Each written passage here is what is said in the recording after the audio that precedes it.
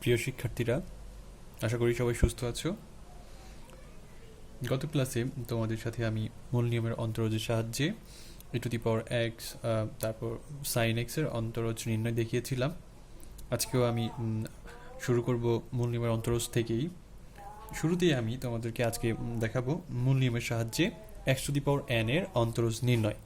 আমরা যে অন্তরীকরণের যে সূত্রগুলো শিখেছিলাম তার মধ্যে সর্বপ্রথম যে সূত্রটা দেওয়া ছিল সেটা ছিল ddx of x⁴n ddx of x⁴n is equal to কি হয় n x⁴n - 1। এই যে এই সূত্রটুকু আমরা মূল নিয়মের সাহায্যে আজকে প্রমাণ করব। তাহলে আমরা সলিউশনে চলে যাই। সলিউশনের শুরুতে আমরা যে প্রদত্ত ফাংশনটুকু x⁴n তাকে আমরা ধরে নিব ফাংশন অফ x। ধরি function of x is equal to x⁴n, এবং আমাদের একই সাথে আমাদের দরকার পড়বে function of x plus h। তাহলে function of x plus h is equal to হয় x প্লাস h⁴n। আমরা এভাবে লিখে ফেলতে পারি। এবার আমরা মূল নিয়মের অন্তরজের সূত্র অনুসারে পাই, আমরা যেটা সবসময় লিখে থাকি, মূল নিয়মের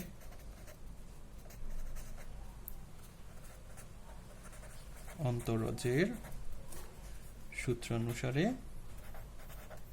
অথবা সংজ্ঞানুসারে পাই। লিখতে পারি ddx of function of x is equal to limit h tends to 0 function of x plus h minus function of x divided by h। আমরা এবার আমাদের যে ফাংশন অফ x এবং function of x plus h এই ভ্যালুগুলো আমরা এখানে বসিয়ে দিই। লিখতে পারি সুতরাং ddx of x⁴n is equal to limit h tends to 0 x plus h⁴n minus x⁴n divided by h। এবার খেয়াল করো, আমরা এখানে x প্লাস h⁴n থেকে আমরা ব্র্যাকেটের ভিতর থেকে কিন্তু আমরা একটা x যদি কমন নিই তাহলে কি পাওয়া যায়, x থেকে একটা x কমন নিয়ে গেলে থাকে শুধু একটা 1, এবং h থেকে একটা x কমন নেওয়া মানে কি h কে x দিয়ে ডিভাইড করা, দ্যাট মিন্স h/x থাকে। দেখি আমরা তাহলে যদি ব্র্যাকেটের বাইরে যদি আমরা তাকে নিয়ে আসি, সেই এক্সটাকে কমন নিয়েছিলাম সেটা হয়ে যায় কি x⁴n, কারণ ব্র্যাকেটের বাইরে পাওয়ার হিসেবে কি আছে, n আছে। তাহলে ব্র্যাকেটের বাইরে যদি আমরা x নিয়ে আসি তাহলে x⁴n অ্যাকচুয়ালি আমাদের এখানে কমন নিতে হবে। দেখো লেখা আছে limit h tends to 0 x⁴n common নিলাম, তাহলে থাকি কত এখানে 1 plus h divided by x⁴n minus x⁴n divided by h। প্রশ্ন থাকতে পারে যে স্যার আমরা এখান থেকে x একটা কমন নিলাম কেন, x⁴n একটা কেন কমন নিলাম? দেখো এখানে একটা x⁴n আছে, আমরা কমন নিলাম। একইভাবে মাইনাস x⁴n এখানে আছে, আমরা এখন কিন্তু এই দুইটা থেকে আমরা একটা x⁴n কমন নিয়ে নিতে পারি। এবং যেই আমরা আগের ম্যাথে আমরা যেভাবে দেখতাম যে লিমিট হচ্ছে h এর, দ্যাট মিন্স h ব্যতীত যারা আছে সবাই কি থাকবে এখানে কনস্ট্যান্ট হিসেবে থাকবে। তাহলে আমরা x⁴n কে কমন নিয়ে লিমিটের বাইরে আমরা বাম দিকে বসিয়ে দিতে পারি। দেখো আমরা সেটা কিভাবে করছি, is equal to limit h tends to 0, এই যে x⁴n, আমরা x⁴n কে এখানে ইকুয়াল টু x⁴n কে আমরা এখানে সবার বাইরে আমরা লিখে দিলাম এই x⁴n কে, থাকে কত এখানে তাহলে 1 প্লাস h/x⁴n মাইনাস এখানে থাকে একটা 1। এই দুইটা থেকে আমরা x⁴n কমন নিয়ে নিলাম, তাহলে সেই কমন অংশটুকুই আমরা বাইরে বাম দিকে আমরা গুণ আকারে লিখে রাখলাম, ডিভাইডেড বাই h লিখে রাখি। হয়তো এখানে একটু কনফিউশন থাকতে পারে, আমি মাঝখানে দেখিয়ে দিচ্ছি তোমাদের জন্য, তোমাদের সুবিধার্থে, যে এই যে limit h tends to 0 x⁴n এখান থেকে একটা কমন নিলাম, তাহলে থাকে কত 1 plus h/x⁴n minus 1 divided by h।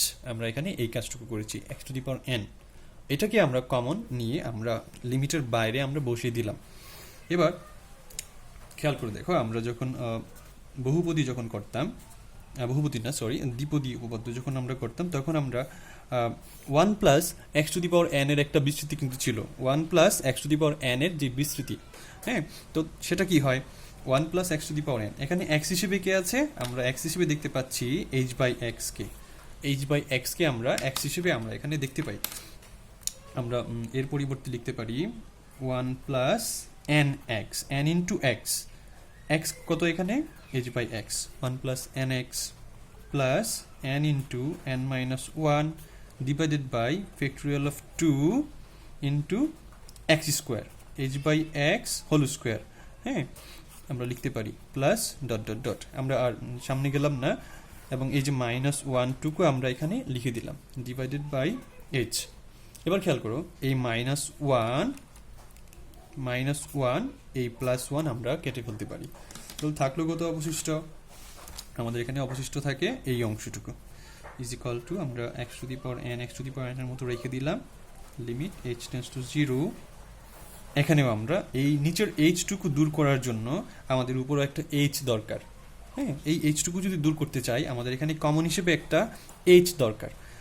এখানে দেখো n into h by x আছে, এখানেও n into n minus one by factorial two h by x whole square আছে, আমাদের দেখতে পাচ্ছি যে আমাদের এখানে এইচ একটা করে আছে, তাহলে একটা এইচ কমন নিয়ে নিই, এইচ কমন নিলে এই অংশ থেকে থাকে কত, থাকে n into one by x plus এখান থেকে থাকে কত, n into n minus one divided by factorial of two h by x square, এই যে h square by x square থেকে আমরা একটা এইচ কমন নিয়ে নিলাম, এইচ একটা কমন নিয়ে নিলাম, থাকে কত, h by x square plus dot dot dot. এবার এই এইচ কেটে ফেললাম, ঠিক আছে, এইচটা কিন্তু এখানে আমাদের গলার কাটা হিসেবে ছিল, এটা আমরা দূর করে দিলাম, ঠিক আছে। তাহলে এবার আমরা যেই ধারাটা কি পাচ্ছি, এখানে আমাদের অবশিষ্ট থাকছে n by x plus n into n minus one divided by factorial two into h by x square plus dot dot dot, এটা থাকছে। আমরা কিন্তু এখন ইচ্ছা করলে লিমিটিং ভ্যালু বসিয়ে দিতে পারি, আমরা যদি লিমিটিং ভ্যালু যদি এখানে বসিয়ে দিই, দ্যাট মিনস এইচ এর পরিবর্তে যদি জিরো বসিয়ে দিই, কি পাচ্ছি দেখো, এইচ এর পরিবর্তে জিরো বসিয়ে দিলে পাচ্ছি, লিমিট তখন থাকবে না, তখন থাকছে n by x plus n into n minus one divided by factorial two into zero plus dot dot dot. তাহলে জিরোর সাথে যাই গুণ আকারে থাকুক না কেন, তার পরিবর্তে কি লেখা যায়, জিরো লেখা যায়, তাহলে থাকলো কত, শুধুমাত্র এন বাই এক্স থাকলো, এই n by x x to the power n এর সাথে গুণ আকারে আছে, ঠিক আছে। এন বাই এক্স আমরা এখানে যদি এখানে দেখাচ্ছি তোমাদেরকে, এই অংশটুকুকে ইজ ইকুয়াল টু লেখা যায় x to the power n into n by x, এই অংশটুকু অবশিষ্ট আছে, তাহলে n into x by n, x to the power n divided by x আছে, এই এক্সটা যদি উপরে নিয়ে যাই তাহলে কি হয়, এই এক্সটা উপরে নিয়ে গেলে আমরা লিখতে পারি N into x to the power N minus one, একটা এক্স আমরা একটা এক্স দিয়ে যদি ডিভাইড করে দিই তাহলে এন থেকে একটা ওয়ান একটা এক্স বাদ চলে যায়, তাহলে x to the power N minus one লেখা যায়। সুতরাং আমরা বলতে পারি DD x of x to the power N is equal two N into x to the power N minus one, ঠিক আছে, এই হচ্ছে আমাদের অ্যান্সার। তো সবসময় আমাদের একটা টার্গেট ফিক্স রাখতে হবে যে আমরা এখান থেকে আমরা কি চাচ্ছি, আমাদের উদ্দেশ্য ছিল DD x of x to the power N is equal two N x to the power N minus one করা, এবং মূল নিয়মের অন্তর্যের সাহায্যে আমরা সেটাই করলাম। আশা করি তোমরা সবাই বুঝতে পেরেছো। কোথাও যদি কোনো রকম কোশ্চেন থাকে আমাকে নির্দ্বিধায় তোমরা কোশ্চেন করতে পারো ফেসবুকে অথবা কমেন্ট সেকশনে। এরপর আমরা চলে যাচ্ছি এই চ্যাপ্টারে আরেকটা ইম্পর্টেন্ট একটা ম্যাথ, মূল নিয়মের সাহায্যে 10x এর অন্তরজ নির্ণয়।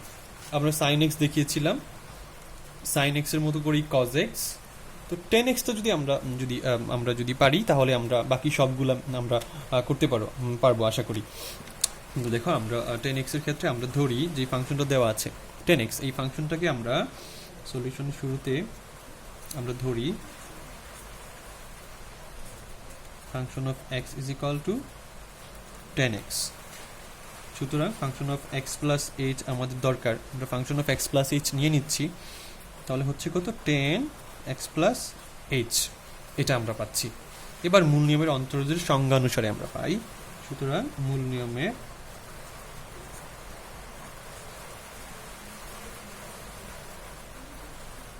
অন্তরজের সংজ্ঞানুসারে পাই ddx function of x is equal to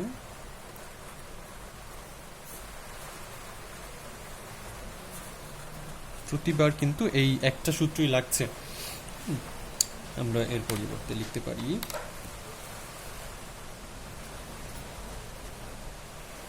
ddx of 10x is equal to 10x plus h minus 10x divided by h। আমরা এই function of x plus h এর পরিবর্তে আমরা এখানে পেয়েছিলাম 10x plus h, আর function of x is equal to 10x আমরা ধরে নিয়েছিলাম, এই দুইটাই আমরা এখানে পেলাম। এবার আমাদের যে কাজ, আমরা সবসময় একটা জিনিস খেয়াল রাখবো, ত্রিকোণমিতিতে আমরা যখন কোনো ম্যাথ করতাম, যদি টেন থাকতো, কট থাকতো, এগুলোকে আমরা সরল অনুপাতে, দ্যাট মিনস সাইন অথবা কজে আমরা কনভার্ট করে নিতাম। এই ম্যাথের ক্ষেত্রে আমরা সেটাই করব, 10xকে আমরা sine x by cos x আকারে আমরা নিয়ে নিব, ঠিক আছে। আর এই যে এখানে যে এইচ আছে, এইটাকে আমরা 1/h আকারে আমরা কিন্তু বাম দিকে রেখে দিতে পারি, তাহলে আমাদের ম্যাথটা করতে সুবিধা হয়।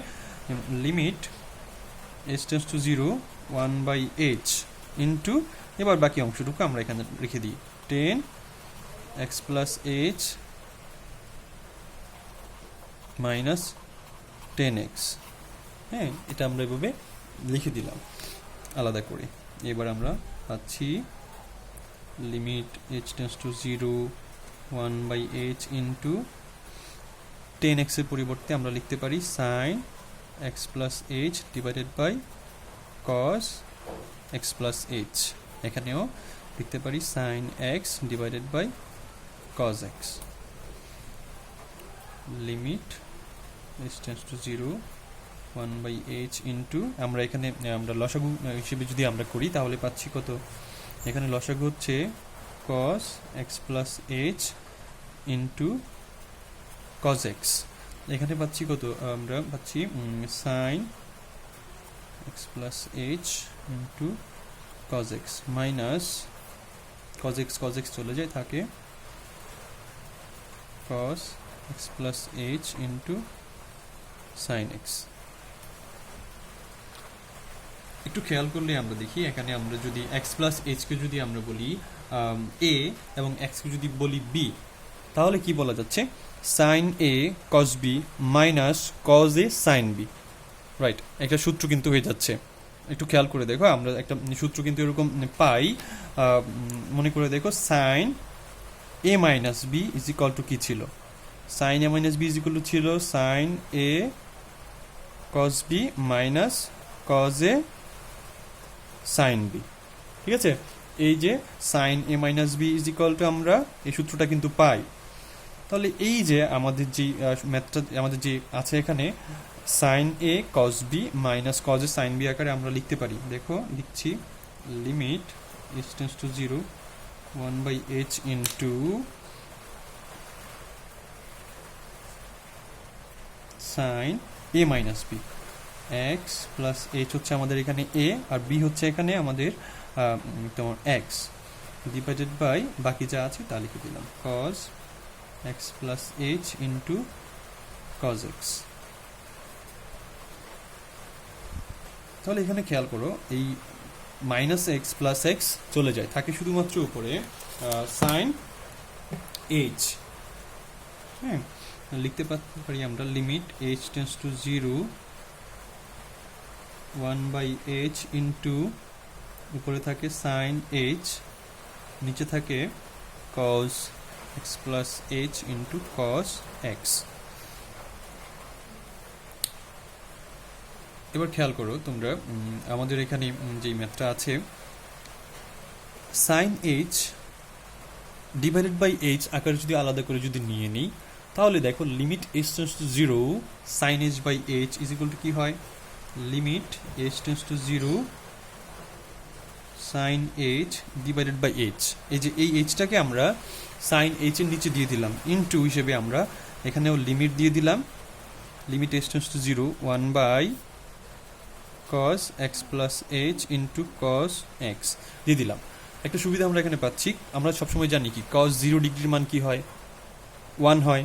তাহলে এখানে h এর পরিবর্তে যদি আমরা 0 বসিয়ে দিই, যদি এখানে 0 যদি নিচে পেতাম cos 0 যদি পেতাম, তাহলে আমরা বলতে পারতাম cos 0 ইজ ইকুয়াল টু কত, 1। অবশ্যই এখানে 0 হবে না, h এর পরিবর্তে যদি এখানে 0 বসিয়ে দিই তাহলে পাচ্ছি cos x, আর এখানে cos x এর মতোই থেকে যাবে, ঠিক আছে। আর এই অংশ থেকে আমরা পাবো কি, এই অংশ থেকে আমরা পাবো হচ্ছে, দেখি আমরা এখানে দেখিয়ে দিচ্ছি, এখান থেকে limit h tends to 0 sin h by h is equal to 1 লিখতে পারি, ইনটু, আর এখানে আমরা যদি লিমিট বসিয়ে দিই তাহলে পাচ্ছি 1 by cos x plus 0 into cos x plus 0। তাহলে একটা cos x পাচ্ছি এখান থেকে, ইন্টু একটা cos x এখান থেকে পাচ্ছি আমরা 1 by cos x whole square, that means 1 by cos square x পাচ্ছি আমরা এই দুইটা থেকে। 1 by cos square x is equal to কি লেখা যায়, sec স্কোয়ার x লেখা যায়, রাইট। তাহলে আমরা পাচ্ছি সুতরাং ddx of 10x is equal two sec square x, এটাই হচ্ছে আমাদের answer.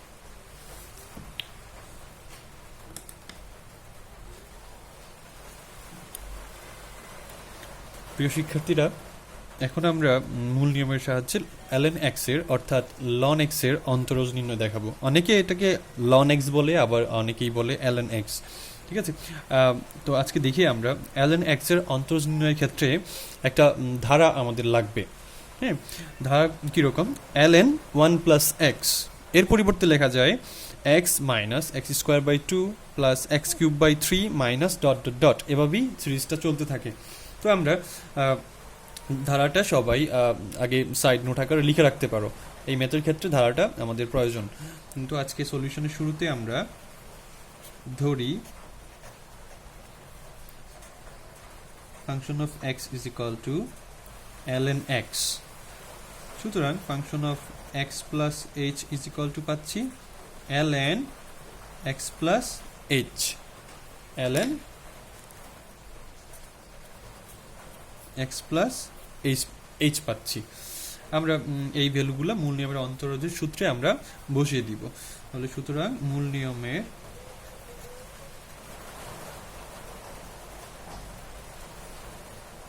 অন্তরজের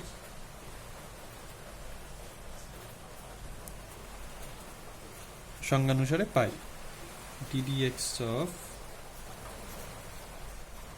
function of x is equal to limit h tends to 0 function of x plus h minus function of x divided by h। এখন আমরা function of x এর পরিবর্তে আমরা ln x বসিয়ে দিব, এবং function of x plus h এর পরিবর্তে ln x প্লাস h আমরা বসিয়ে দিব। তাহলে লিখতে পারি সুতরাং ddx of ln x is equal to limit h tends to 0 ln x plus h minus ln x divided by h, আমরা এইভাবে আমরা লিখতে পারি। এবার খেয়াল করো, আমরা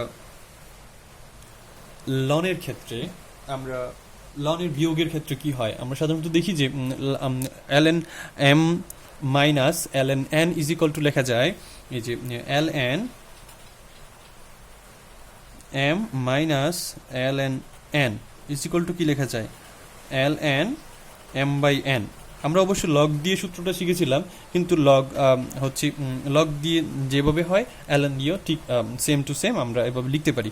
তো এখানে খেয়াল করলে আমরা দেখতে পাচ্ছি x প্লাস এইচকে যদি আমরা m মনে করি এবং xকে যদি n মনে করি, এখান থেকে আমরা লিখতে পাচ্ছি is equal to limit h tends to 0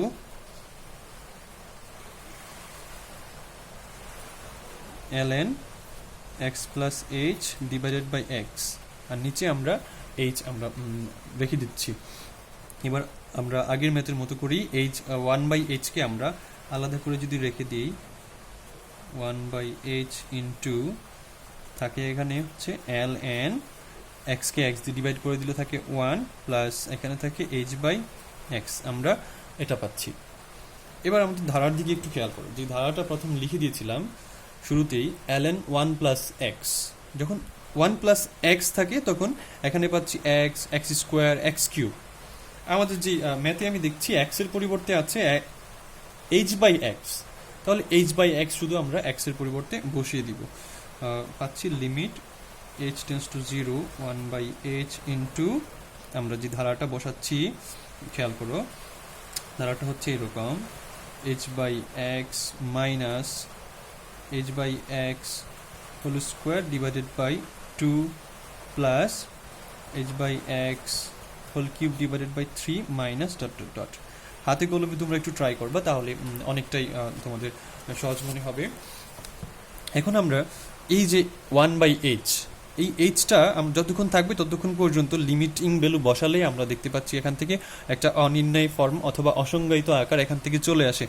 আমরা দেখি এই 1/hটা দূর করতে গেলে আমাদের এখানে একটা h, দেখো প্রত্যেকটা রাশিতেই একটা h আছেই, তাহলে আমরা h কিন্তু আমরা এখান থেকে কমন নিতে পারি। একটা h যদি কমন নেই, আমরা দেখতে পাচ্ছি এখানে থাকে 1/x মাইনাস h/x স্কোয়ার, নিচে 2 plus h square divided by x cube, নিচে 3 থাকে মাইনাস ডট ডট ডট। এরকম কিন্তু আমরা এই অংশ থেকে আমরা এভাবে নিতে পারি।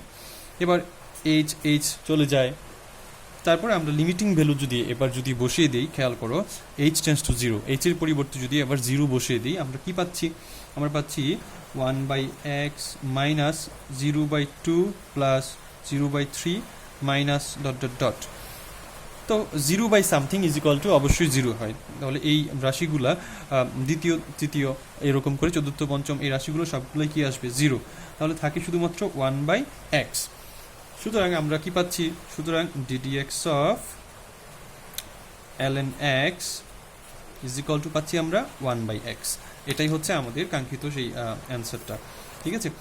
তাহলে এইভাবেই আমরা অনেকগুলা ম্যাথ আমরা করতে পারি শুধুমাত্র মূল নিয়মের অন্তর্যের সাহায্যে। আমরা এখান থেকে যেই ম্যাথগুলা তোমরা বাসায় ট্রাই করবা আমার এই টিউটোরিয়ালের হেল্পের সাহায্যে, দেখো যেগুলো বাসায় বেশি বেশি করে ট্রাই করতে হবে, এর মধ্যে আমি ইম্পর্টেন্টগুলো আমি দিয়ে দিচ্ছি। আমরা এখান থেকে ট্রাই করতে পারি হচ্ছে a⁴x ট্রাই করতে পারি, তারপর আমরা বাসায় ট্রাই করতে পারি হচ্ছে গিয়ে sin mx, তারপর বাসায় ট্রাই করতে পারি আমরা হচ্ছে sec x, এভাবে আমরা e⁴mx, হ্যাঁ, এগুলো আমরা বাসায় ট্রাই করব। এবং আমাকে কোনো রকম সমস্যা হলে আমাকে অবশ্যই তোমরা নক করতে ভুলবা না। আর পরবর্তী দিনে আমরা অন্তরীকরণের অন্য চ্যাপ্টার নিয়ে হাজির হব। ততদিন পর্যন্ত সবাই ভালো থাকো, সুস্থ থাকো। আসসালামু আলাইকুম।